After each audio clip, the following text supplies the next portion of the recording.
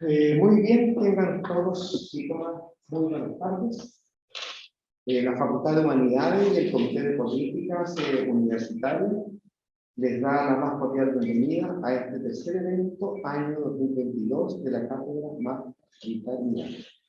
Quiero también señalar que don Cristian Rodríguez justo en este momento está en una sesión de consejo académico, un consejo extraordinario que coincide con este evento, ¿ya? Que no está programado.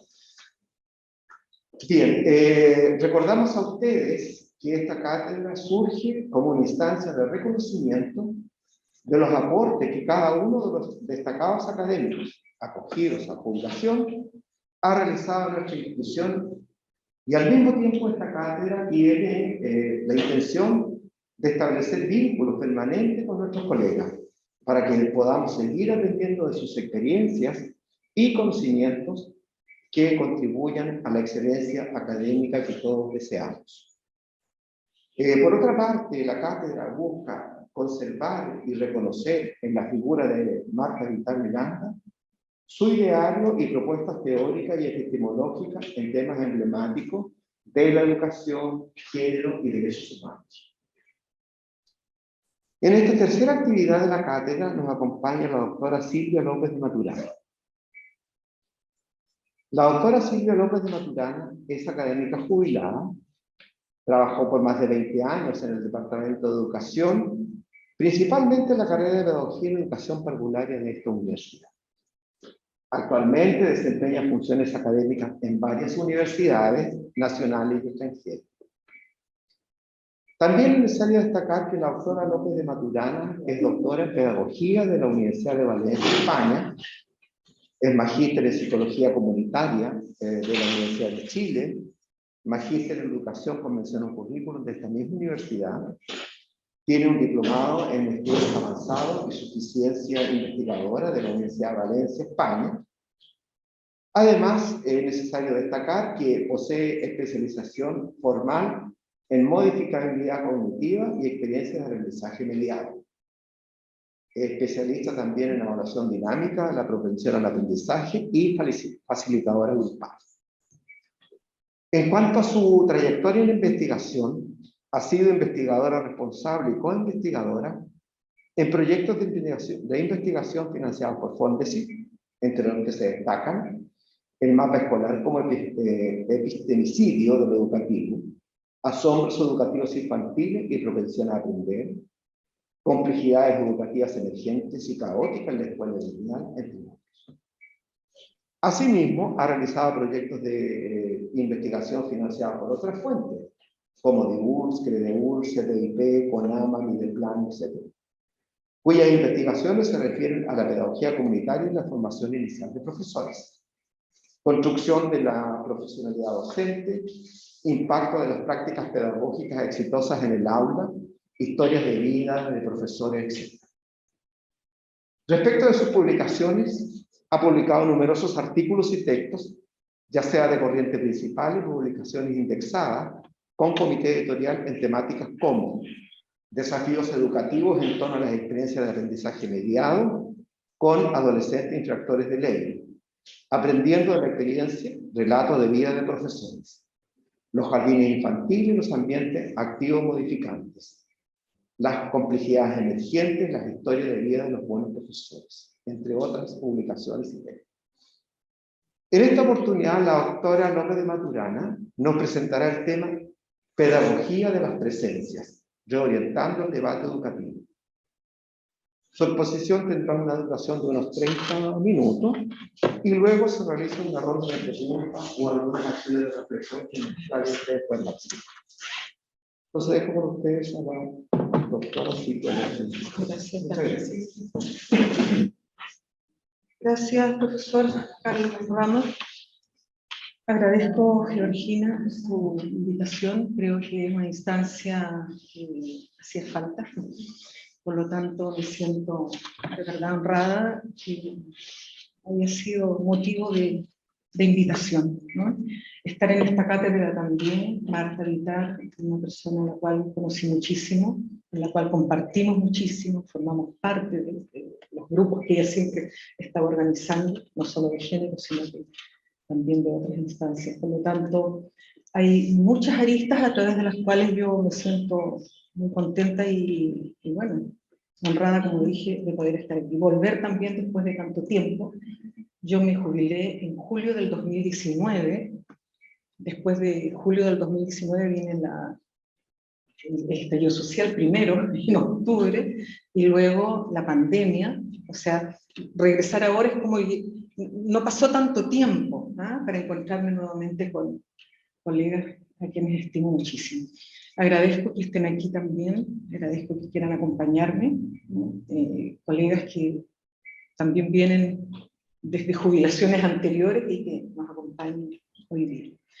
El tema, cuando Georgina me propuso formación inicial de profesores, yo dije, este es un tema crucial, es un tema actual, es lo que necesitamos. La formación inicial de profesores está, creo, pasando por un momento que requiere ajustes, que requiere anclaje, y hay tantos caminos a través de los cuales podemos llegar a hablar de aquello. Entonces, cuando recibí la invitación, dije, aquí hay algo que no está, hay algo ausente, necesita hacerse presente. Entonces dije, pedagogía de las presencias. ¿Pero qué? ¿Presencia de qué? Y empecé a buscar, y había tantas aristas, y recurrí a las investigaciones, que no sé de dónde sacaste tantos datos, porque cuando me pidieron datos, le mandé un currículum más corto. Bueno, empecé a recorrer las investigaciones y pensé que una manera de compartir con ustedes eran las investigaciones que había hecho durante tanto tiempo sobre historias de vida, en donde Clara, que está presente aquí, fue una compañera y una colega que trabajó también en una de esas investigaciones que tuvimos desde Arica a Tierra del Fuego, ¿te acuerdas? A ti te tocó Temuco. Y recorrimos, bueno, todo el país investigando al profesorado. Entonces trabajamos muchísimo. En formación inicial de profesores e investigaciones de este tipo, yo estoy trabajando ininterrumpidamente desde el año, digamos, formalmente del año 2000, antes informalmente, con investigaciones más pequeñas, pero desde el año 2000 ya hincándole el diente a qué significa el impacto que tiene la formación inicial de profesores. ¿Y por qué pedagogía de las presencias? Porque dentro de estas investigaciones aparece una temática que creo que es de vital importancia, y que es el profesorado. Pero no solo el profesorado en tanto las clases que da, lo que estudia, lo que investiga, lo que hace, sino qué hay detrás de este profesor y profesora que no se ve, así que hay que hacerlo presente. ¿Dónde están las angustias? ¿Dónde están los temores? ¿Dónde están las penas? ¿Dónde están las risas? ¿Dónde están las alegrías? Que es algo que forma parte también del ser humano, que está detrás de la imagen y la figura de una profesora o un profesor. ¿Cómo investigaba aquello? Porque era importante saber qué había detrás de la persona que nominativamente es profesor o profesora. Y surge una opción metodológica, que son las historias de vida. Entonces, investigar con historias de vida, pararte frente a una profesora o un profesor, hablar con ella y con él, no implica solamente hacerle preguntas para obtener datos, porque la historia de vida traspasa el dato. La historia de vida tiene que ver con el proceso que una persona sigue para llegar a ser lo que es. Entonces, todas las frustraciones, todo lo que está detrás, todo lo desconocido forma parte de ese ser humano que está educando, además. Y la historia de vida nos dio esa posibilidad. Ese es el contexto, ¿no? Más o menos, como para que quede claro de qué voy a hablar, y me voy a auxiliar de algunas imágenes para quienes somos visuales, a ver si con eso contextualizamos un poquito más. Bien, entonces, formación inicial de profesores, que es la temática que cubre el gran paraguas, ¿verdad? Ahora es difícil decir algo nuevo sobre educación, sobre formación, que ya no esté dicho, ¿ya? Es difícil, pero no lo es tanto el imperativo ético que tenemos de buscar todo aquello que no necesariamente se dice, ¿no? Porque se habla mucho, como decía yo recién, de quiénes son los profesores, las profesoras, cuántos hay, en qué nivel se desempeñan, cuántos trabajan en tal lugar, qué clases imparten, es decir, lo meramente formal y contractual. Pero hay una necesidad de indagar por descubrimientos que no son únicos, ¿verdad? Pero sí develar aquello que por evidente a veces es ignorado, menospreciado e incluso excluido de la ocupación investigadora. Ahora, cuando una existencia no se valora, no está, no es. Eso lo dijo Dussel hace mucho tiempo, ¿no? Es invisible, es desechable, no existe. Si tú no hablas de aquello, no existe. Un gran contexto lo resumí en esta especie de mapa conceptual, ¿no? Hay ciertos códigos culturales que forman la profesionalidad docente, que también pueden ser códigos culturales de la desprofesionalidad docente, dependiendo de cómo uno los mire, ¿no? Pero estos códigos culturales van legitimando un hábitus, y sabemos que el hábitus es arraigado. No estoy hablando de hábito, sino de hábitus. Un hábitus que deviene de la violencia simbólica, que muchas veces ocurre porque proviene de las profecías autocumplidas. Y las profecías autocumplidas provienen de las expectativas, y las expectativas provienen de las atribuciones. Por lo tanto, es todo una seguidilla de acontecimientos que van dando paso a este hábito, que después se reproduce, que tácitamente el profesorado que va egresando lo va tomando como la manera en que hay que dar clase, ¿no? La manera en que hay que hacerlo, ¿no? Me paro adelante y entrego contenido y eso es todo. Entonces ahí viene esta reproducción de la profesionalidad conferida y a veces no tan asumida por el profesorado, ¿no? Y hay varios autores que en este caso no viene a profundizar en aquello, ¿no? Que hacen la distinción. Bueno, yo formo para el sometimiento o formo para la autonomía. ¿Qué quiero con mis estudiantes? Formar ovejas descarriadas, como decía, ¿verdad, Lippmann? Ovejas descarriadas que corren tras lo que cualquiera les dice, o quiero formar sujetos, ciudadanas y ciudadanos críticos que se pregunten, ¿por qué estoy estudiando esto? ¿Para qué me sirve? ¿Qué sentido tiene esto? ¿A quién le conviene que yo sepa esto? ¿A quién no le conviene que lo sepa? Etcétera, etcétera. Palabras que ya lo dijo en su tiempo, ¿verdad? Herbert, Porqués, desde luego también, o paralelamente lo toma Freire, ¿no? Y hace esa pregunta, bueno, ¿a quién le conviene lo que estoy estudiando? Me pregunto yo, ¿por qué tengo que enseñar esto? Bueno, eso tiene que ver con la autonomía que puede tener el profesorado, y el sometimiento es simplemente, bueno, esto es lo que tengo que entregar y esto es lo que yo traspaso, ¿no? Casi también. Entonces, profesores y profesoras institucionalizadas tienen una autoimagen que está sometida muchas veces a estos mecanismos de socialización. Esas fuerzas culturales son las que van constituyendo la categoría profesoral. Ahora, esto no tiene nada que ver con la intensificación, ¿ya? La intensificación, que es una de los fenómenos de la proletarización, que implica que, bueno, yo soy buena porque tengo que hacer esto y tengo que hacer bien las cosas, tengo que cumplir con lo que me están pidiendo, no importa que trabaje más, no importa que me desviva haciendo algo, no se trata de esa abnegación casi ascética que se tiene por tratar de cumplir algo, no. ¿Por qué estoy diciendo eso? Porque yo me voy a referir a los buenos profesores. Entonces el concepto de bueno no tiene que ver con un concepto ingenuo, ni tampoco falaz, sino que tiene que ver con un imperativo ético de hacer bien las cosas y no intensificarse, no caer en la proletarización. Bueno, entonces, investigar a estas personas que, a pesar de todas las problemáticas que iban formando parte de su condición docente, lograban hacer bien las cosas, ¿no? Al menos cumplir críticamente con su cometido. Y esto implicó quiénes son estas personas, dónde están.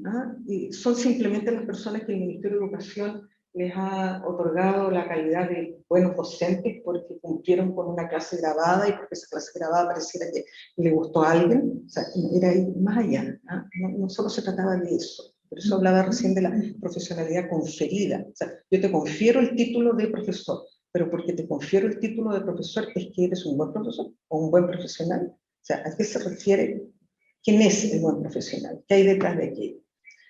Entonces, ahí se hizo necesario esta escucha radical, que es más que escucharte y conversar contigo, la escucha radical, o sea, esa potencia que tiene escuchar lo que el otro o la otra quieren decir, la apertura de subjetividades, es decir, te veo mucho más allá de lo que tu apariencia me muestra, y todas las complejidades que están detrás, por supuesto.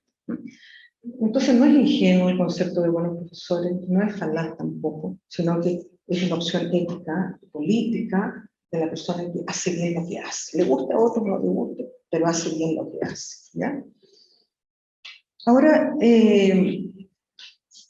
hay unos autores que me gustan mucho, ¿no? Apple y Bean, que se refieren a los currículums democráticos. Y en estos currículos democráticos, todo este profesorado crítico se hace esas preguntas de, bueno, ¿para qué me sirve lo que estoy aprendiendo, ¿no?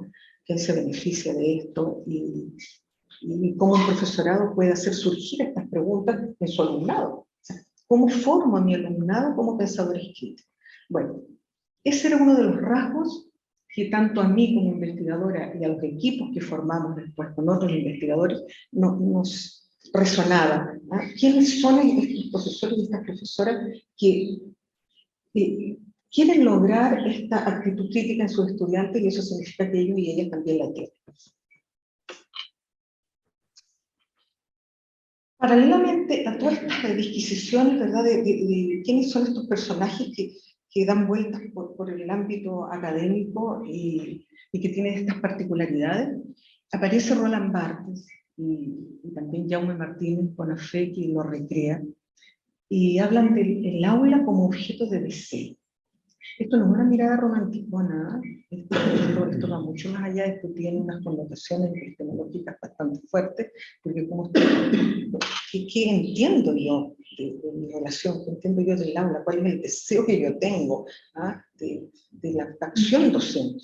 Entonces, estos autores corroboraron esta búsqueda de quiénes son estos profesores y profesoras que están haciendo bien lo que hacen. Y dicen estos autores que se nos olvida la generosa sabiduría de los buenos maestros y de las buenas maestras, porque navegamos tanto entre técnicas y teorías que se nos olvida aquí. Ya, pues entonces nos preguntábamos, ¿cuál es esa generosa sabiduría de esos buenos y buenas maestros? Entonces, otros autores solamente para acompañar, que son de bastante peso, Lieberman y Miller, también Helbert, nos hablan de lo mismo, hay algo que está más allá.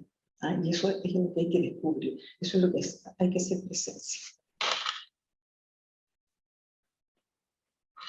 Entonces, una de las opciones que se nos presentó para poder investigar era la historia de vida como opción metodológica, que trasciende un simple método, porque te metes en la vida de la persona, no inmiscuyéndote como una intrusa, sino que esa persona abre las puertas de su intimidad para poder relacionarte con ella.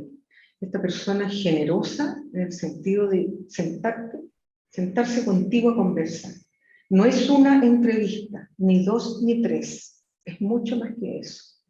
Son largas horas y a veces días de conversación con las personas a las cuales van a investigar, porque lo que quieres saber es lo que está detrás, eso que no se ve, aquello que trasciende y que tú nunca lo vas a conocer. Llevas 20 años trabajando con alguien, tú ves simplemente la cara, como decía Levinas, ¿verdad? Y muchos otros. Necesitas ver el rostro. La historia de vida te muestra el rostro, lo que está detrás de la cara que alguien te pone. ¿no? Y eso no cualquiera lo ve. Entonces se conoce poco de la historia de vida del profesorado. Y como dato anecdótico, cuando yo mi tesis doctoral la hice sobre historias de vida del profesorado, lo que dio como resultado la categoría de profesores comprometidos con un proyecto ético, político, social y cultural. Luego de eso, llegando de regreso, afortunadamente me gané un Fóndesi, y el Fóndesi fue Construcción Sociocultural de la Profesionalidad Docente. O sea, volvimos a investigar historias de 54 profesores. Antes había investigado otro tanto en España y en México. Y luego de ese Fóndesi, lo presento en un congreso, y en ese congreso estaba un representante del CPIP. Me escucha la ponencia y dice, oye, qué interesante, yo quiero que el equipo, formemos un equipo e investiguen, pero ya no a los buenos profesores, quiero que investiguen al profesorado chileno. Tuvimos que concursar, por supuesto, nos ofreció todo, ganamos el concurso, que fue del CPIP, ahí fue donde Clara también formó parte del equipo, y ahí investigamos a todo el profesorado de Arica a Tierra del Fuego, evidentemente va todo el profesorado a una muestra, ¿ah? Pero fíjense lo que pasó, que fue muy curioso. En esos tiempos, yo creo que el internet todavía no estaba tanto auge como ahora, con teléfono. Oiga, profesora, mire usted de Arica, y fuimos eligiendo algunos colegios. Nos gustaría que trabajara en una investigación con nosotros. ¿Usted cree que podíamos ir a visitarla? Ustedes saben que el fondo sí te da la posibilidad de viajar y tú tienes que poner todo en el proyecto. Y algunas profesoras o profesores nos decían, ¿cuánto pagan? No, aquí no hay pago, es una entrevista. No, yo tengo muchas cosas que hacer. No, quiero que me investiguen. No, a mí no me gusta que nadie entrevista. Bueno, tachados. Al final, ¿quiénes fueron los que conformaron la muestra de Arica Tierra del Fuego? Los buenos profesores y las buenas profesoras. O sea, ese índice que hacía que esa profesora o ese profesor dijera, oh, qué bueno, sí, yo quiero que me investiguen, quiero que vengan. Claro, ¿cuándo pueden venir? ¿Ah? Yo encantada. Se fue conformando la muestra. Sí. Bueno, eso es un anecdótico, ¿no? Entonces, la historia de vida era la manera a través de la cual podíamos indagar en esta interioridad, ¿no?, de la persona. Y el objetivo de esa investigación y de tantas otras que se fue traspasando de investigación en investigación para no tener solo una fuente, sino tener muchos antecedentes, era comprender el modo en que los sujetos se construyen en tanto identidad en relación a los contextos socioculturales. Porque una persona no se construye sola. Una persona se construye dependiendo de quién esté a su lado. Para algunos se llama epigenética. ¿No? Los genes humanos caen en un ambiente, en un entorno, pero esos genes humanos que tienen una particularidad humana se van a desarrollar en relación a las personas que están viviendo allí. Por lo tanto, no es inocuo con quien te crían, donde vives, que conversas con tus hijos, que les hablas. Eso no es una cuestión de perogrullo. Y eso es lo que hace la historia de vida. Empieza a preguntarte, Joana, cuéntame tus 5 primeros años, o Georgina, y después de los 5 a los 10. Y claro, desde los 10 a los 15. Y vamos armando tu línea de vida con el respeto absoluto de que lo que tú dices, si tú quieres, se socializa. Y si no, queda allí, como han quedado tantos recuerdos y tantas rememoranzas de personas que van contando su vida, ¿no? Entonces, trabajar con historias de vida es una implicación diferente a los otros tipos de investigación, ¿no? ¿Por qué? Porque quien investiga también se mete en el juego de la investigación. O sea, el deslinde entre investigador e investigado se borra. Entonces tú vas formando parte también de este juego emocional, social, muy ético, ¿no? Entonces, ¿cómo se ha configurado la vida de estas personas? Eso es lo que nos interesaba saber.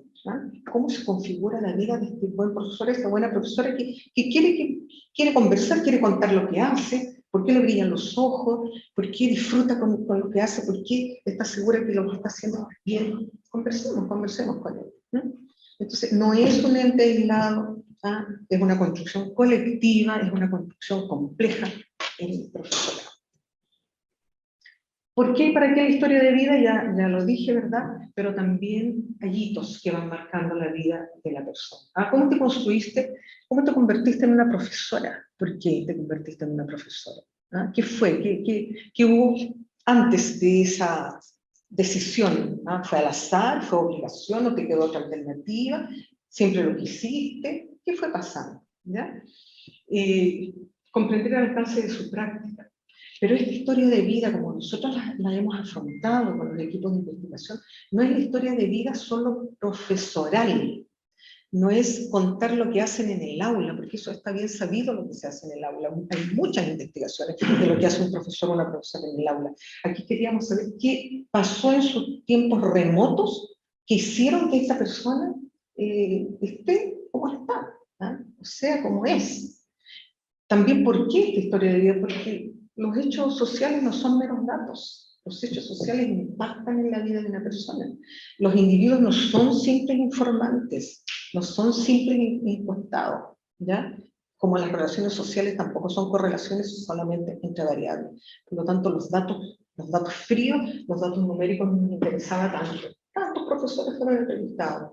1000 profesores. No, preferíamos 10, pero que esos 10 tuviesen una sustancia profunda para poder entender el rol que un profesor o una profesora hace dentro del aula. no es como dije recién, no cualquiera puede educar, ¿ah? Y sobre todo formación inicial de profesores. En nuestras mentes, en nuestras manos, en nuestra conciencia está el hoy. Y ya sabemos que hoy, o sea, no es el mañana, es hoy, porque el día se va a trasladar a lo que pueda pasar a futuro. Los soportes personales y sociales también son tan importantes. Una persona puede tener muchos soportes personales, yo aguanto, pero si no tiene soportes sociales, ¿hasta dónde llega tu soporte personal? Te puedes desmoronar. Por lo tanto, es muy importante cuáles son los soportes sociales que tú tienes, quien está aguantándote para que tú no te desmorones. ¿Ah? Y eso también se ve en esa construcción de historia de vida. Entonces,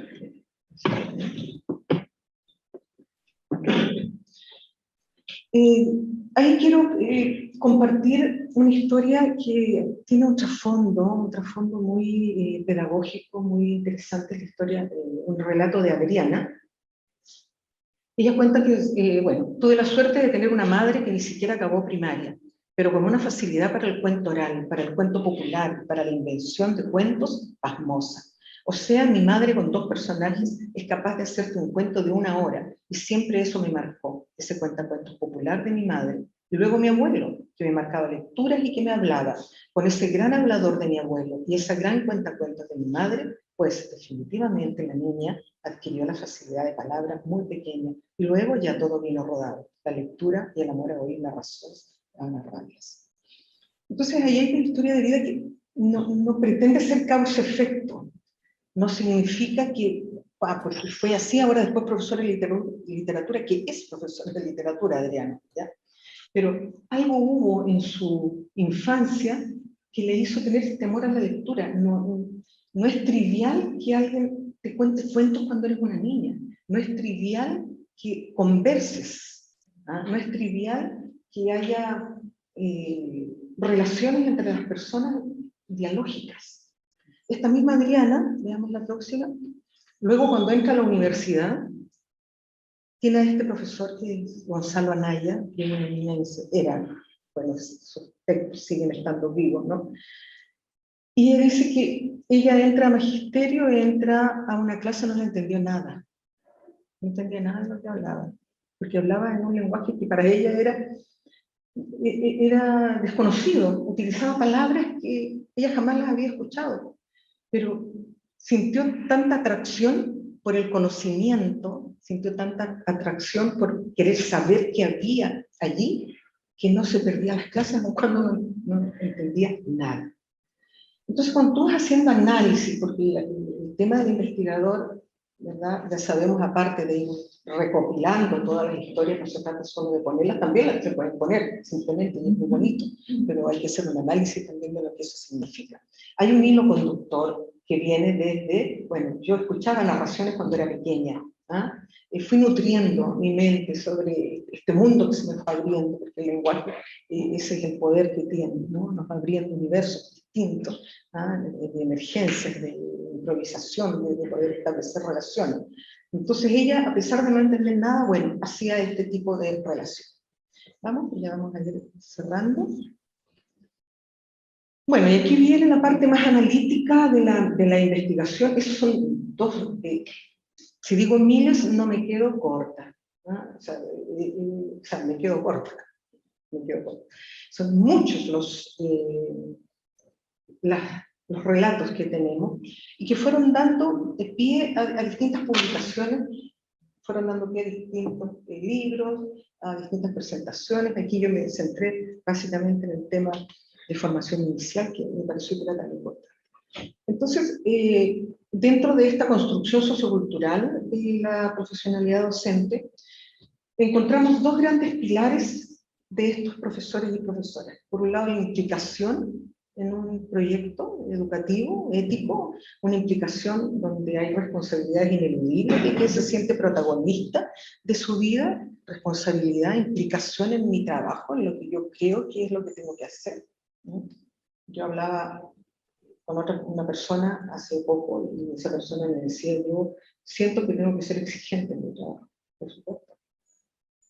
Claro que sí. Esa es mi responsabilidad ética, esa es la implicación que yo tengo con el grupo, ¿verdad?, al que yo estoy educando. tengo que ser así.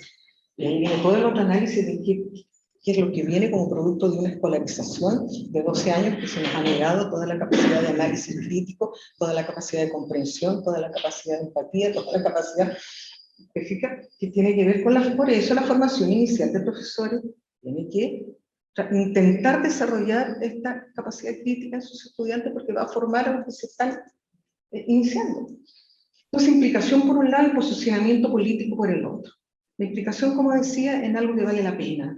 Yo me implico en algo que vale la pena. Y el posicionamiento político, evidentemente, tiene que ver con un arraigo, una manifestación intencional de mis ideas que son coherentes con la acción y con mi discurso. Una toma de conciencia de mi rol profesional, dispuesto a construir una escuela que se desligue, por ejemplo, de la forma de dominación, que se desligue, que busque dignidad, que busque derechos, todo lo que aparece en los discursos, pero que eso se refleje en tu acción. Y de ahí surgieron estas grandes categorías de análisis que de verdad las descubrimos, y yo creo que son tremendamente potentes, y son 4 grandes categorías de análisis que definirían al buen profesor y a la buena profesora. Que, insisto, no es una mirada ingenua, es una mirada ética. Necesitamos buenos profesores y buenas profesoras. Y esas 4 categorías: la autoconfianza en lo que yo soy capaz de hacer, lo que implica que si tengo autoconfianza no me dejo llevar, ¿verdad?, por voladeros de luces y lado para otro. Aquí esta persona dijo algo, me gustó, me voy para allá. No me gusta ahora más esto que dijo este otro, me vengo por este lado. O sea, donde yo estoy arraigada, yo puedo cambiar de idea, pero tengo un posicionamiento también. Entonces, la autoconfianza es la autoconfianza en mis propias ideas, ¿no? La motivación de logro, es decir, busco algo más, siempre estoy estudiando, siempre estoy leyendo, siempre me estoy actualizando, no me quedo con las páginas amarillas que sí me pueden servir en algún momento, pero siempre estoy al tanto de lo que está sucediendo. Motivación de logro. Trabajo colaborativo, no puedo ser un ser que esté metido en un ostracismo pedagógico, donde lo que yo hago está dentro de mi sala y nadie más sabe. Yo necesito de otras personas, necesito de esos soportes sociales y profesionales que también están conmigo.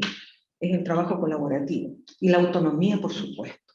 La autonomía va desde que cierro la puerta de mi aula y yo sé lo que estoy haciendo dentro de mi aula porque sé que eso es lo que mis estudiantes necesitan.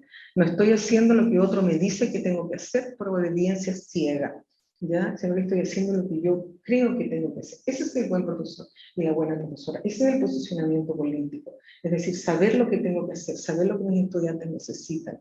Y la implicación es implicarme con cuerpo y alma. Por eso que el aula como objeto de deseo, que decía Roland Barthes, a mí me parece que es fundamental. Entonces, dado que la cultura escolar favorece un desarrollo de un ethos específico de estas prácticas pedagógicas, es altamente probable que podamos encontrar a otros profesores y otras profesoras que encuentren sentido a tener esta autoconfianza, a motivarse, a trabajar colaborativamente, a tener autonomía. Ahora, ¿qué nutrió estas 4 grandes categorías? 3 subcategorías. Una constitución familiar de apoyo. Estos cientos de profes, ustedes saben, todas han investigado, las personas que están aquí, cuando tú haces una investigación cualitativa vas barriendo, ¿no es cierto?, muchos datos, porque después vas dejando la categorización con esos elementos que se repiten, que se reiteran. Entonces tú vas dejando de lado el otro. Los que se reiteraron fue que en todos y todas estas profesoras y profesores había una constitución familiar de apoyo. Cuando digo familiar no me refiero solo a mamá y a papá. Ambiente familiar en el sentido de barrial también, algo que te apoyaba. Había algo allí en estas personas. También admiración por alguien determinante en sus vidas. A veces esa persona determinante no era la familia, era el caballero que vendía chicles en la esquina, en un kiosco, y esa persona era la que le escuchaba, pero había alguien en quien poder confiar. Y los ambientes letrados. Eso, en todas había ambientes letrados. Ambiente letrado no significa una biblioteca en la casa. Para quien la quería tener o la podía tener, fantástico. Pero el ambiente letrado era la conversación que tenía Adriana con su abuelo. Eso es un ambiente letrado. Un ambiente letrado de otro ejemplo precioso de una señora que, muy pobre, y llevaba la carne, los restos de carne que compraba en un papel de periódico, llegaba a la casa, lo limpiaba, lo lavaba, lo colgaba con los perritos de la ropa, y el niño, que era un profe, el niño miraba y decía, ¿qué habrá en eso que mi mamá lo cuida y lo limpia tanto? Hay letras, hay algo, y la mamá después lo leía. Esos son los ambientes letrados. Esos ejemplos estaban ahí. Entonces, me pregunto, ¿por qué no integramos estos criterios en la formación inicial de profesores? Si es tan importante la lectura, si es tan importante la conversación, si es tan importante alguien determinante en la vida de una persona, ¿por qué esa persona determinante no puede ser la profesora o el profesor? ¿Por qué la conversación no puede darse en un aula? ¿Por qué no podemos tener una relación dialógica con nuestros estudiantes? ¿Por qué no podemos fomentar la autonomía y no la docilidad? ¿Por qué no podemos fomentar la motivación de logro, a leer más, a estudiar más, a investigar más, y no contentarse solo con lo que se le está entregando en un determinado momento? Y bueno, el trabajo colaborativo. Bien, el último ejemplo de posicionamiento político que me pareció muy interesante, cómo vamos haciendo estas relaciones y por qué posicionamiento político. La candidata que tenía Alonso con su tío en el verano cuando lo iba a visitar, y tenía unas conversaciones donde este tío le hacía ver el mundo de una manera distinta, donde miraban las calles, miraban los barrios, lo llevaba a las poblaciones, miraban lo que él no veía durante el año. ¿Ah? Entonces, pensé en la pedagogía comunitaria. ¿Ah? Como estudiantes que a lo mejor nunca en su vida han tenido la posibilidad de entender lo que pasa con la migración, o nunca han tenido la posibilidad de entender lo que sucede con las poblaciones periféricas o la ruralidad, y solamente lo han escuchado. Entonces, ¿cómo puede impactar tanto en la vida de una persona las experiencias de vida que... Y finalizo con un mapa, que fíjate que este es bien antiguo, ¿eh? Yo creo que este lo tengo hace como unos 15 años, no lo he cambiado, porque resume, creo yo, en el tiempo que yo lo hice, pensé que hay un etos, ¿no es cierto? Un etos profesoral. Y ese etos profesoral que informa, y me acordé tanto cuando la Tere presentó la vez pasada el etos estudiantil. Dije, mira, qué curioso, un etos estudiantil, hay un etos profesoral. Este etos profesoral que puede estar en la escuela, en la universidad, en un jardín, ahí confluye el pensamiento, ¿verdad? Todo lo que ha ido formando mi manera de pensar, mi conocimiento sobre las cosas, y ese conocimiento sobre las cosas tiene que ver con cómo lo fui construyendo también, ¿no? La conciencia que tengo de lo que hago. Si yo no tengo conciencia, no veo las consecuencias de lo que va a pasar, llego y actúo y no veo las consecuencias que mi actuar produce, ¿ya? Entonces la conciencia tiene que ver con el etos profesoral y el lenguaje, por supuesto, ¿ah? Los códigos lingüísticos, y mucho más allá que aquello, de qué manera yo me contacto con la gente. Todo. Entonces a mí me parece que esos 4 elementos, que yo llamé, puede estar errado, elementos psicosociales, ¿ya? Que forman parte de este etos profesoral, se dan tanto en el aula, en la escuela y también fuera de ella. Y ahí es donde entran estas categorías de análisis de autoconfianza, motivación de logro, trabajo cooperativo, colaborativo y autonomía, que conforman a ese buen profesor, a esa buena profesora, y que yo creo realmente lo mantengo aún por todas las otras investigaciones que hasta el 2020, con el último Fondesit, ahora terminamos hace poquito de trabajar con estudiantes y profesores, y se puede transformar en un nuevo etos. Podemos transformarlo si tenemos más motivación de logro, más autonomía, más trabajo colaborativo y más autoconfianza en lo que estamos haciendo. Y ahora sí que termino con una cita de mi tutor, José Jimeno Sacristán, que fue mi tutor de tesis, por 4 años casi seguidos conversando y tratando de mirar el mundo, incentivando primero por las historias de vida, luego por el profesorado. Y él dijo esto que a mí me parece que es tan relevante, ¿no? Y que se los quiero regalar. La escuela no puede redimir los problemas creados por la sociedad. Puede disimularlos y entonces los olvida y es culpable. Puede tratarlos manipulando y entonces es indecente. O puede ser realista en el sentido de que es fiel denunciadora de lo que ocurre. Muchas gracias. Hay tanto, yo me entusiasmo, hay tantas otras cosas interesantes detalles y mucho más de cosas, ¿no? Detalles, investigaciones, elucubraciones, nuevas hipótesis que van saliendo y que nos van permitiendo entender lo que significa una opción metodológica como la historia de vida, que traspasa, como decía yo recién, una mera recopilación de datos, y que retrata a la persona que está detrás del rol. Que eso es importante, y eso yo quería ponerlo en el tapete. ¿Quién es la persona que está detrás del rol? Que generalmente no se ve. Y cuando yo dije recién que quien no tiene conciencia no ve la consecuencia, cuando se actúa intempestivamente, no se ve lo que hay detrás. Y eso es lo que yo quería poner en presencia ahora. Así es que gracias, Georgina, por la invitación.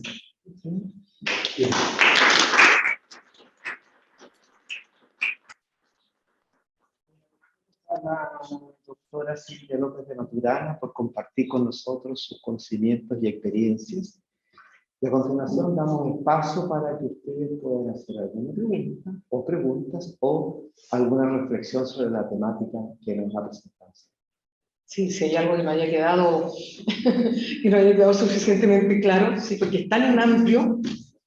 Perdón, miles de preguntas. Primero agradecerte, profesora Silvia López Maturana, por la oportunidad de volver a encontrarnos en esta clase de estudio y reflexionar en un espacio que me parece tan importante, especialmente la formación inicial de profesores, ¿no? Tú señalabas dos cosas que me parecen fundamentales, estos ambientes literados, ¿no? Entendiendo lo letrado no solamente en textos, ¿no? Los diálogos que abordan temáticas de reflexión, y también esta autoestima del estudiante. Y había una de las entrevistadas que decía, no entendía nada, pero ella tenía confianza en sí misma y asistía a las clases porque había un interés de tratar de entender y de analizar y profundizar lo que se estaba señalando. Yo creo que a todos nos pasó cuando estábamos en la universidad, que perdíamos la mitad, pero perseveramos. Eso me gustaría que nos comentaras un poco más. ¿Qué bueno se dio? Esa es la diferencia, Georgina. Yo creo que tú te diste la respuesta. Puede pasarle, vamos a suponer a dos personas, sin ser dicotómica, pero a dos personas, puede ser a muchas. Las dos están escuchando la misma clase, que no entendieron nada, pero una se interesa, a pesar de no entender nada, se interesa por tratar de entender, por buscar, probablemente, bueno, no probablemente, sino que esta Adriana iba y buscaba el significado de aquello que no había entendido. Y la otra simplemente se va y ni siquiera recupera aquello, que es lo que pasa con muchas personas que cuando están leyendo un texto y no entienden una palabra pasan a la otra página. Y lo dicen, es que yo pasé a la otra página porque no entendí la palabra. O como hay también otras personas que emplean una palabra que porque la encuentran que tiene sentido, la han escuchado por otros lados, la meten en una oración que no tiene absolutamente nada que ver. ¿Ya? ¿Por qué? Porque no la han entendido, porque la metieron artificialmente. Entonces, eso es lo que en la categoría de ambientes letrados surgió con tanta fuerza en todas las profesoras que se entrevistaron, porque la categoría los abarca, ¿verdad? Todas, no es que algunos solamente, porque todos habían tenido estos espacios y tiempos de conversación. Por eso siento que es tan relevante en la formación inicial de profesores dar estos espacios para que estas estudiantes que se están formando y estos estudiantes que van a tener en su responsabilidad la vida, porque es la vida de niños y niñas, jóvenes, abran estos espacios, les incentiven, les inculquen el amor y el interés por el diálogo, el debate, la conversación. Es tan importante. Yo decía recién, 12 años en contra tenemos. No se trata de echarle la culpa a la escuela, pero también hay algo allí. ¿Qué pasó? ¿Qué conversaciones había? Por eso también yo mencionaba, y creo que es tan relevante la pregunta que este grupo de profesores y profesoras se hacían, ¿no? Bueno, ¿qué me interesa que aprendan mis estudiantes? Por una parte me interesa que aprendan el contenido que tienen que aprender, o sea, eso es inexcusable. Si no vengo, no participo dentro del currículum. O sea, tienen que aprender lo que está programado. Pero también hay otra arista, que es cómo lo están aprendiendo. Porque yo puedo transmitir algo, puedo ser muy buena para transmitir, pero no muy buena para educar, y que aquello que estoy transmitiendo realmente la persona lo comprenda. Se haga preguntas, ¿para qué me sirve? Es que esa es una pregunta que el profesorado generalmente, por no decir siempre, tendría que hacerse. Esto está en el programa, ¿para qué sirve? ¿Para qué le sirve a mi estudiante? ¿Por qué lo tengo que enseñar? Yo también me hago esa pregunta, no solo como estudiante, y la voy cuestionando con mis alumnos y alumnas también. Eso tiene que ver con el ambiente de trabajo original. O sea, es el hacerse preguntas, el cuestionarse, el ir un poco más allá, ¿te fijas? Y no solamente, bueno, ¿y qué voy a estudiar hoy día? ¿Qué viene en mi programa? No, ¿fijas? O muchas veces hay gran parte del alumnado que dice, pero eso no estaba en el programa. ¿Ah? ¿O por qué me está pidiendo esto si esto no aparece en el listado que usted me dio? Entonces, es complejo y es inacabado. Y qué bueno que sea así porque nos da la posibilidad de seguir investigando.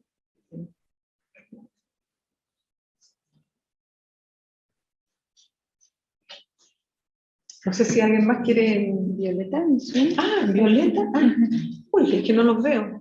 ¿Dónde está? ¿Y cómo tú cómo se le da el pase? Para que...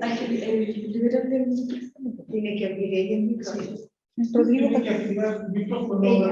ah, sí, Violeta. dígame. Ahí está Marcelo, aparece ahí. Marcelo. Que abra su micrófono. Tiene que abrir el micrófono. Voy a poner aquí mejor para verlo. Porque Violeta tiene su micrófono activado, ¿ah? Violeta no No, escucha. Ahí está. tengo micrófono abierto. ¿Me escucha? Hola Violeta, sí. Hola, buenas tardes a todos. Querida Silvia, quiero agradecer por la invitación y por esta notable conferencia interesantísima realmente. Mi pregunta, porque realmente estamos en deuda con los buenos profesores. Mi pregunta apunta a lo siguiente. Por las propias inercias de la pesada máquina educativa, ese que privilegia formación por competencias, profesores eficientes, ese caridad y todo lo demás, tendemos a formar buenos técnicos de aprendizaje, pero no necesitamos de este tipo de profesores. Mi pregunta es, ¿cuál es la relevancia de la cultura general, artes, música, poesía, literatura, teatro, ciencia, en el desempeño del profesor o profesora? Necesitamos profesores cultos para pensar lo educativo y no simplemente profesores cumplidores de los marcos normativos. Gracias, Violeta. Bueno, esa es la aspiración. Yo creo que esa es la aspiración que tenemos quienes estamos formando, y todavía me considero formadora de profesores y profesoras, el poder entrar y abrir y destapar y destrabar quizás toda esta maquinaria curricular que solamente se centra en la eficiencia y lo que premia es el tecnicismo.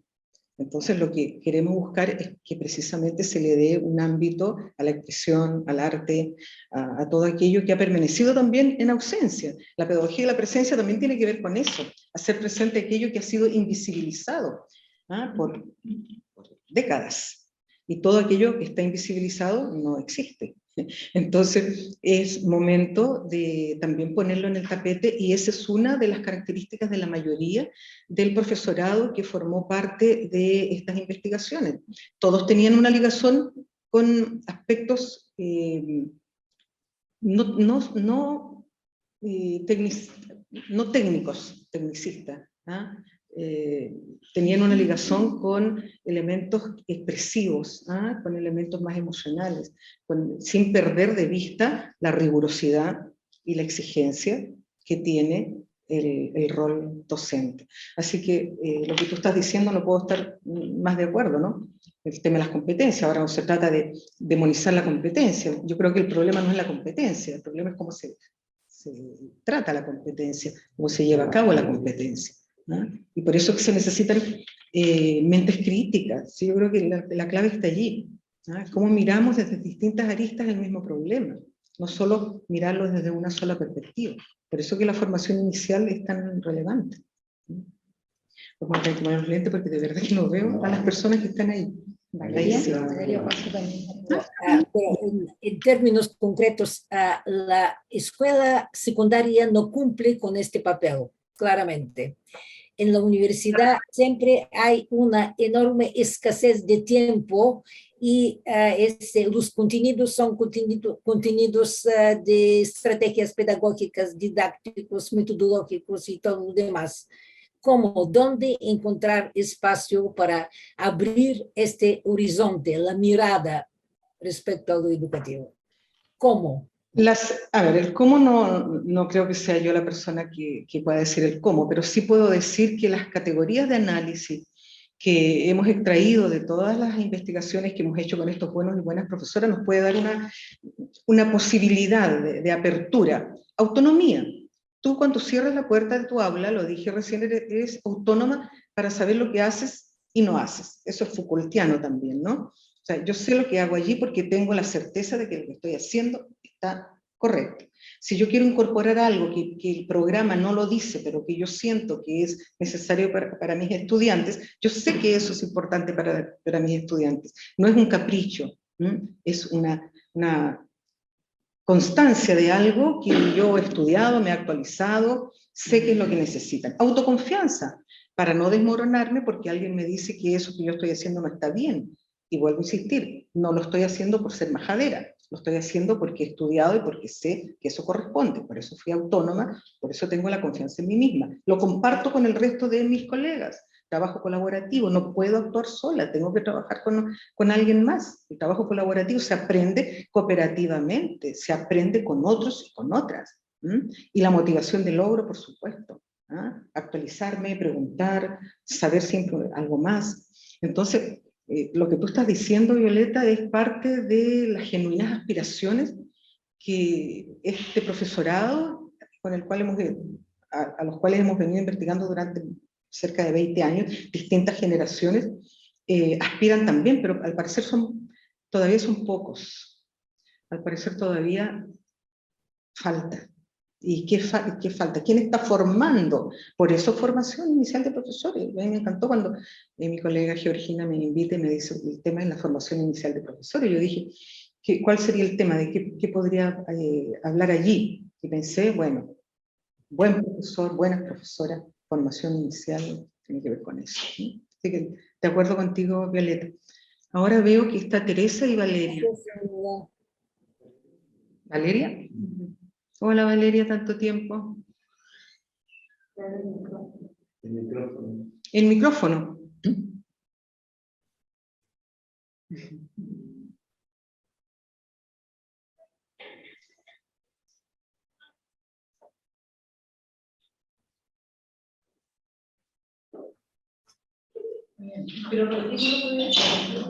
No puede trabar ella. Mientras soluciona el problema. Mientras solucionas, Valeria. Ah, no, ahí está. ¿Escuchan? Sí, perfecto. Ya. Silvia, me gustó mucho tu propuesta, pero primero quiero hacer un comentario. Nunca me voy a olvidar cuando la Universidad de La Serena tenía más prestigio que ahora, por decirlo de ese modo, y me acuerdo que nos visitaba el profesor Humberto Maturana, y nos reuníamos en lo que es ahora el Salón Andacollo, ¿ya? Eran los tiempos de la dictadura, y él una vez dijo algo que me llamó profundamente, y me marcó, él dijo, pero ¿qué distinción hacen ahora entre la razón y la emoción? Cuando la emoción es lo que le dice a uno que tiene que ser razonable. Me pareció súper interesante de esa perspectiva. Visto de ese modo, yo tengo dos un comentario. Es cierto, están los docentes, pero son docentes en la medida en que hay estudiantes. Y la característica de los estudiantes de ahora me da la impresión que de repente no va acorde con la formación de los docentes. Desde esa perspectiva, yo he seguido durante un tiempo a un sociólogo español que creo, desde mi perspectiva, que tiene bastante que decir al respecto, que es Manuel Castells. Él habla de los tremendos cambios que han ocurrido este último tiempo y finaliza, bueno, una de sus grandes conclusiones es que vivimos en la virtualidad real y que los jóvenes de ahora se manejan cognitivamente en un pie en un mundo y en un pie en otro. ¿Ya? Eso por un lado. Por otro lado, hay una tremenda disconformidad con los patrones establecidos, ¿verdad? De ahí que hay un descrédito, por ejemplo, de las políticas generales, de ahí el surgimiento de todos los movimientos anarquistas que hay, sobre todo entre los jóvenes, lo que hacen más difícil la tarea del profesor. Eso es un comentario. Ahora, lo que quiero consultar es lo siguiente. Cuando tú hablas que un docente tiene que tener un posicionamiento político, la pregunta ¿es un posicionamiento político respecto de las políticas o es un posicionamiento ideológico? Gracias, Valeria. Bueno, un gusto saludarte, primero, eso es lo primero, después de tanto tiempo. Todo lo que planteas de docentes y jóvenes que no van a la par, obviamente. Ya los jóvenes están asumiendo una realidad que es totalmente distinta a todos que teníamos otra historicidad, ¿no? Y por eso que la motivación del logro es tan relevante, porque para poder ir a la par, de alguna manera tenemos que ir también entendiendo cuál es el mundo que los jóvenes que están participando ahora. Se dice mucho que cognitivamente están más avanzados, porque la inmediatez de lo que juegan, lo que miran, lo que hacen, pero claro, responden inmediatamente a algo, pero lo que hay detrás, la sustancia que está detrás, lo que les hace responder, el análisis que hacen de aquello, pareciera que es lo que nos hace falta. Por eso también la disconformidad que decías tú con los patrones que están establecidos, ¿no? Todo rápido, todo inmediato. El posicionamiento político, Valeria, no es un posicionamiento partidista. El posicionamiento político tiene que ver con una no neutralidad en el análisis y en la implicación que se tiene con los procesos sociales, culturales, pedagógicos. ¿No? Entonces, podríamos decir que puede ser ideológico en algún sentido, ¿no?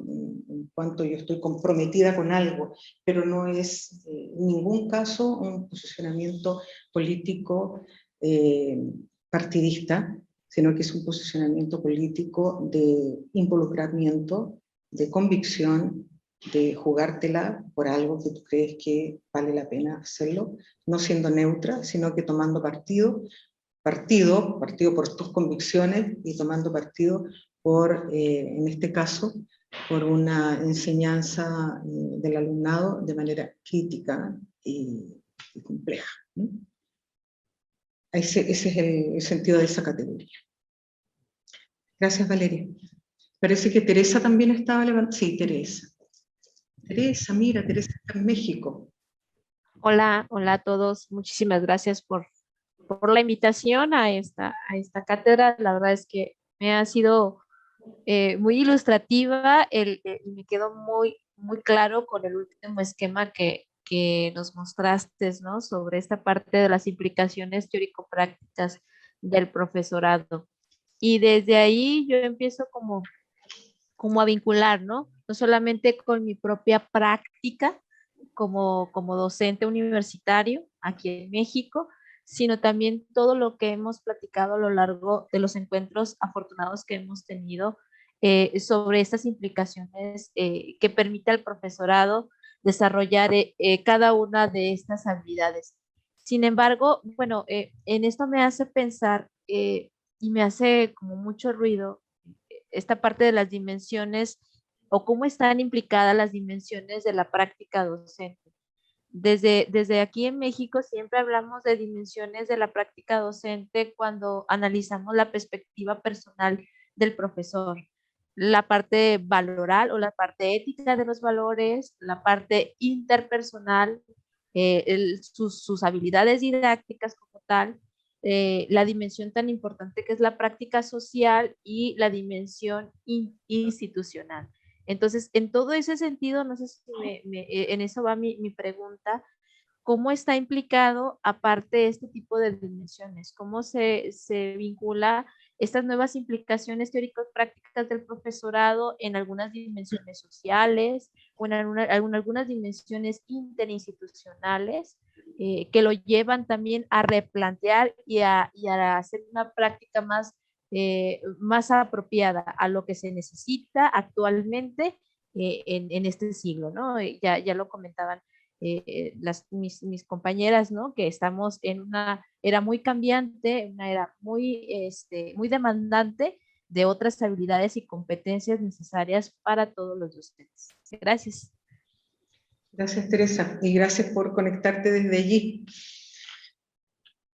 Mira, es complejo lo que tú estás planteando y es una realidad también. Las prácticas tienen una connotación totalmente distinta a la teoría, si bien debiesen ser absolutamente complementarias. Pero muchas veces la práctica va por un camino y la teoría va quedando por otra, y no hay esa ligazón. Entonces yo lo que pienso de lo que tú estás diciendo, que la práctica tendría que formar parte de la consecuencia de las acciones que se toman en conjunto con el alumnado. Una práctica también tendría que entrar como parte de esta aula como objeto de deseo que hablaba Roland Barthes, ¿verdad? O sea, cuando yo voy a hacer una práctica, no voy a hacer una práctica porque forma parte del currículum que yo tengo que cumplir para poder egresar en algún momento. O sea, no es solamente un tema que podríamos llamar contractual. La práctica tiene que ver con un involucramiento, como tú dices, emocional con lo que yo estoy realizando. Y la práctica tiene que ver con el conocimiento cabal que yo pueda tener del lugar donde voy, de las personas con las cuales me voy a relacionar, pero que no sea un artificio que lamentablemente y por lo general sucede así. Se va a una práctica, se trae un informe de la práctica, pero no hay ningún involucramiento emocional con esa práctica. Solamente hay un informe, una toma de datos para poder dar cuenta de aquello, pero todo lo que sucede dentro del lugar en el cual se está haciendo la práctica pareciera que es invisible. Entonces, a mí me parece que si ustedes están involucrándose emocionalmente también con las prácticas de sus estudiantes, están dando un tremendo paso adelante. Esos son los elementos invisibles, pues. La emocionalidad, los valores. Bueno, es que es tan relevante y tan dejado de lado. Valeria creo que fue, ¿no? Hablaba de Humberto Maturana. ¿Cuántas veces dijo Humberto Maturana? ¿Por qué le tenemos temor a hablar de la palabra amor cuando estamos hablando de educación? ¿Por qué tenemos temor de hablar de la emoción cuando estamos hablando de currículum? Eso es lo que tenemos que abrir, hacer apertura a aquello. Y por favor, el amor ni la emoción no tiene que ver con andar abrazando y tocando a la otra persona. La rigurosidad tiene que ver con el amor a lo que yo estoy haciendo, la exigencia tiene que ver con el deseo pedagógico. Ese es el sentido que tiene. Hay una confusión allí, que la emocionalidad pareciera que es muy sensiblera y no es ese el tema. No ese es el tema. Gracias, Teresa. Y Marcelo, hola Marcelo. Hola Silvia, un gusto saludarte, ¿no? Me sumo a los agradecimientos. Sí, quisiera ir directamente a mi pregunta, Silvia. ¿Consideras tú que es homologable o son homologables estas categorías de análisis que tú mencionaste, ¿no? De la autoconfianza, motivación de logro, trabajo cooperativo y autonomía, de esa categoría de análisis de esos buenos profesores y profesoras a, a aquellos buenos profesores o profesoras formadores de esos buenos profesores y profesoras? O sea, me estoy haciendo como una mirada, digamos, a nosotros mismos. ¿Cuáles serían las características o son aplicables esas o hay alguna, pudiese existir un matiz Es que de diferencia? Marcelo, sí, no son categorías excluyentes, son categorías que abarcan a todo, incluso cualquier profesional. Si estuviésemos aquí, fuésemos todos, no sé, médicos, diríamos el buen médico, la buena médica, también tiene que tener autoconfianza, autonomía, trabajo colaborativo, motivación de logro. Si estamos con los panaderos, un buen panadero, una buena panadera también tiene que tener motivación de logro, también tiene para que salga más rico el pan, ¿me entiendes? Entonces son categorías que son homologables a cualquier situación en la cual esta persona hace bien su trabajo, lo hace bien. Si esa es la ética, es hacer bien lo que tú tienes que hacer. Así de simple, si lo tenemos que definir de manera muy sencilla. Un comportamiento ético es hacer bien lo que yo tengo que hacer. Y eso es muchas veces reñido, con muchas otras situaciones que no se alcanza a comprender por qué tú estás haciendo lo que crees que estás haciendo bien. Que también hay éticas distintas. Tenemos éticas distintas y esas éticas distintas vienen precisamente de las epigenéticas en las cuales te formaste. Para una persona lo que es ético, para el otro a veces no lo es, ¿ya? Pero estas categorías sí son absolutamente homologables para quien forma, al que está formando, porque tengo que formar en autonomía, pero ¿cómo formo en autonomía si no soy autónoma? Yo me imagino que por ahí va también tu pregunta. ¿Cómo formo en autoconfianza si yo no tengo confianza en mí misma? ¿Cómo formo en trabajo colaborativo si siempre estoy sola? ¿O cómo formo motivación de logro si nadie me ve leer nunca? ¿Me entiendes? Entonces, claro que eso es más, fíjate que es harto profundo lo que estás preguntando, porque eso tiene que ver con la formación inicial.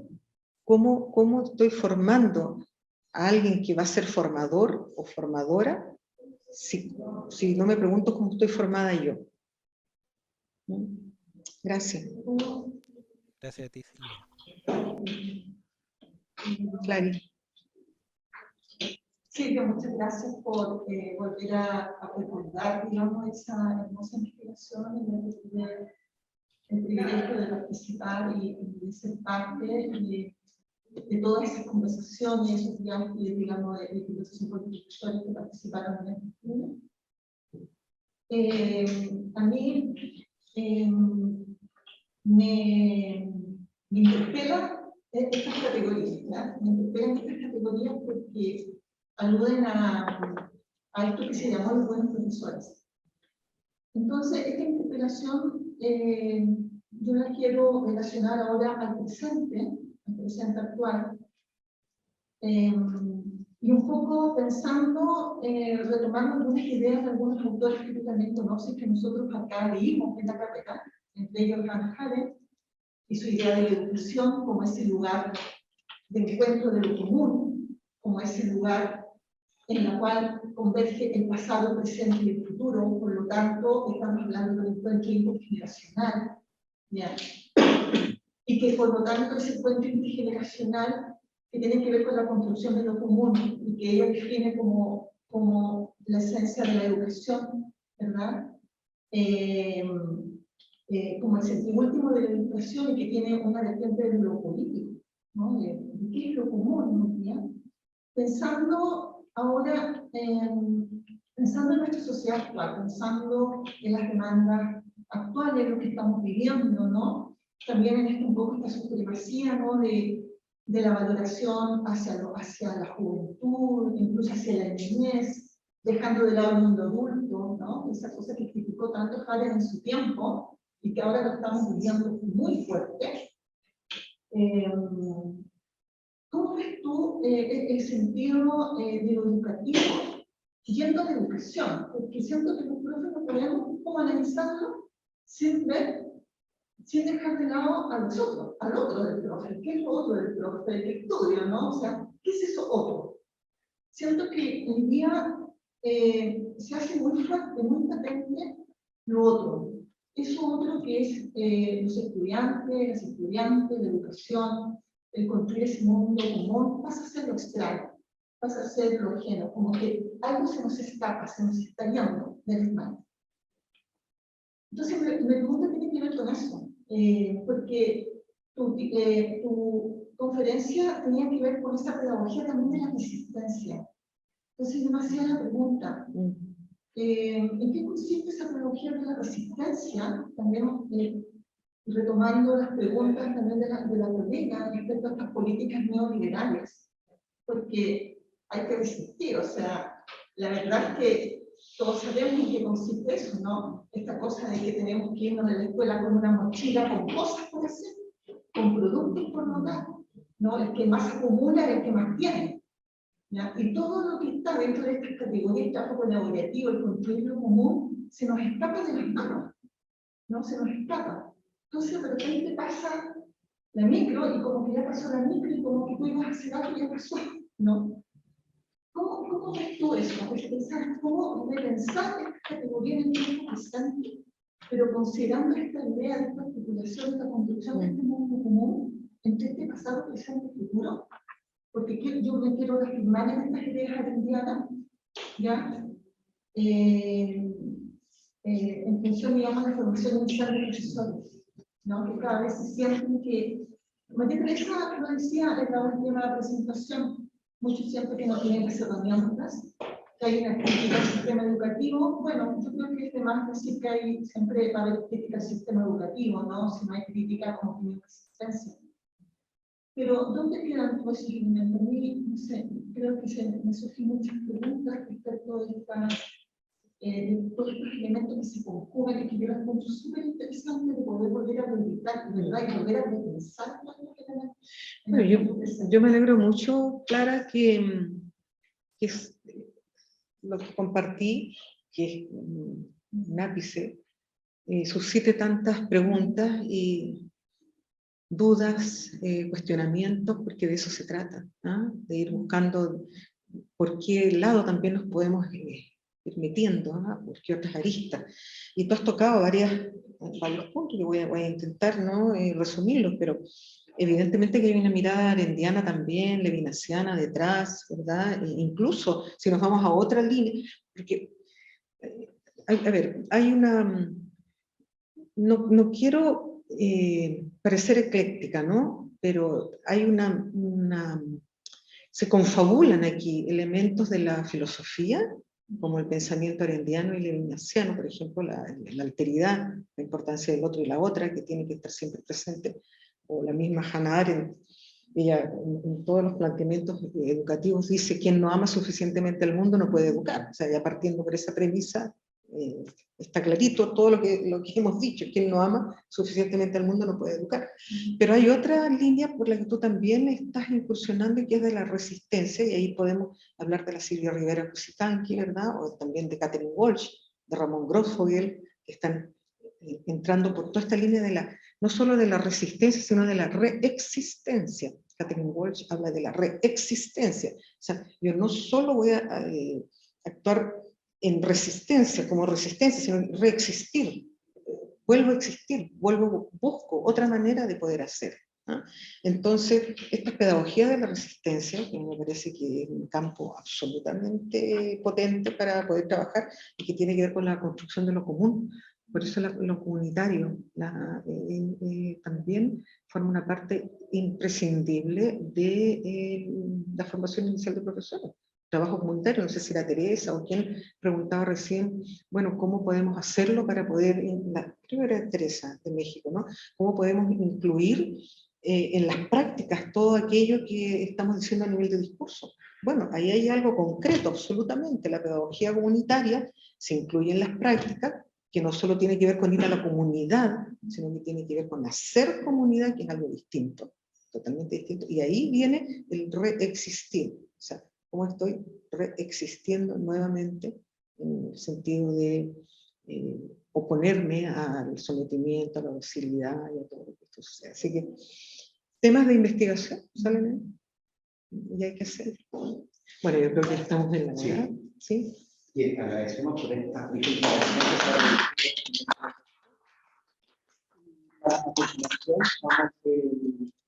tenemos un video de la Orquesta Sinfónica de la Universidad de La Serena, cuyo tema es Lo que más quiero, de Violeta Parra, Sinfónica, temporada 2021.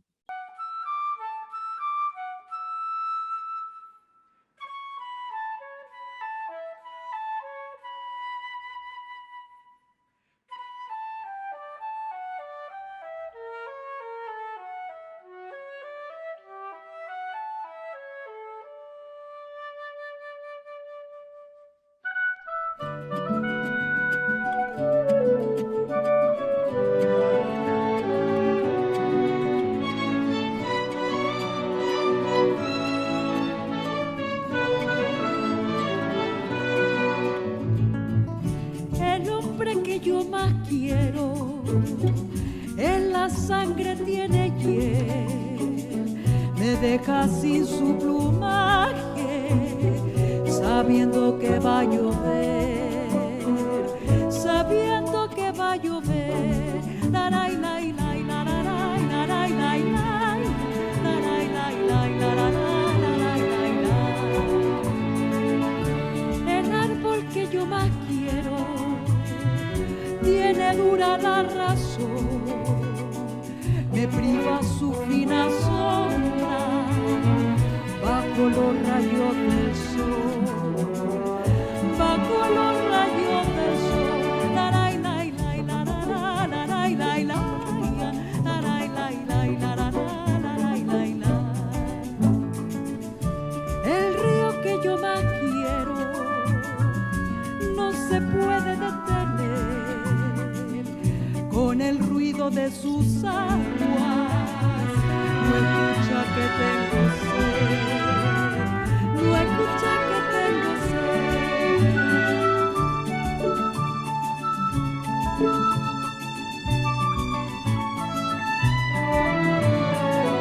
El cielo que yo más quiero se ha comenzado a nublar, mis ojos de nada sirven, los matan la oscuridad, los mata la oscuridad.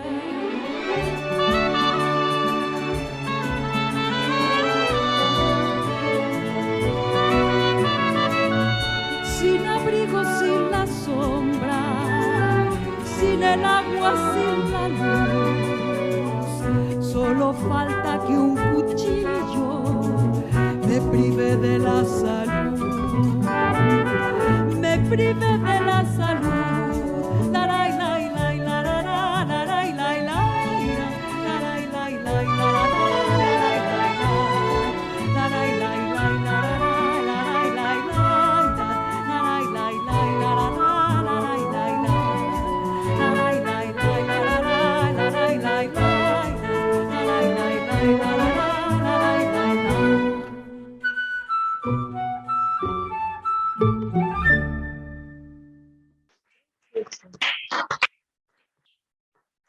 Agradecemos a la doctora Silvia López de Maturana por compartir con nosotros sus conocimientos, su experiencia y la rica interacción que se produce en torno a los temas que nos han planteado.